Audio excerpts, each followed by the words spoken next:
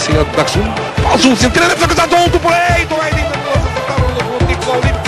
Ситбо реализира в тази 27 минута. Ето се думата имаше или не игра с Серган, защото и аз не съм съвсем убеден. Сега отново центриране и това е 2-0 за Локомотив Пловдив.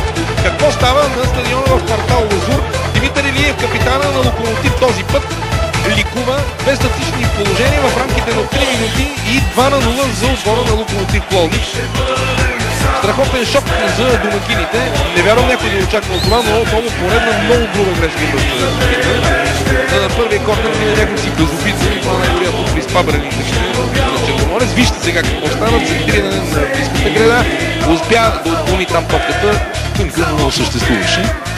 Без да бави изобщо кара топката на игра вратаря Калски. А състава на Локомотив Пловдив сега може би ще реши Кириков. 3-0 изпред Писаров реализира в първия момент.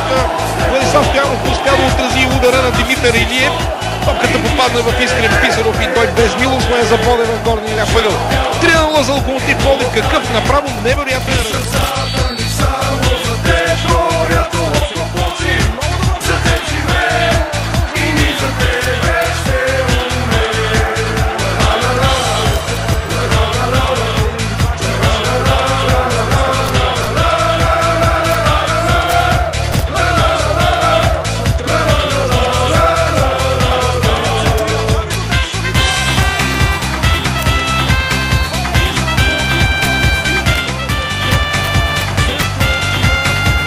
футболист на съперника напуска принудително. Спомняме си какво стана с Георги Илиев, футболиста на Черно море във Варна преди няколко дни.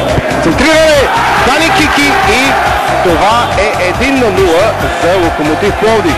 След центрирането на Даксон, Дани Кики с глава.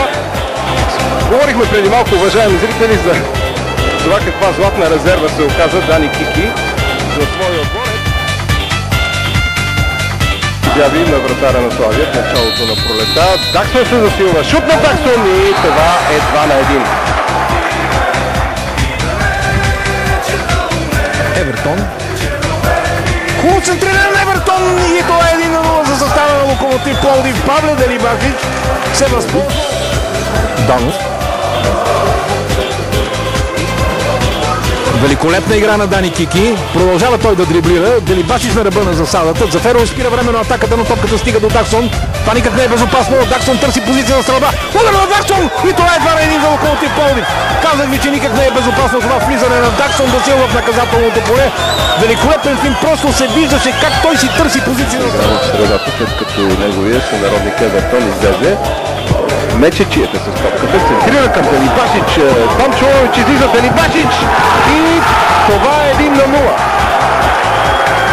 Претенции за това, че Делибачич е атакуван.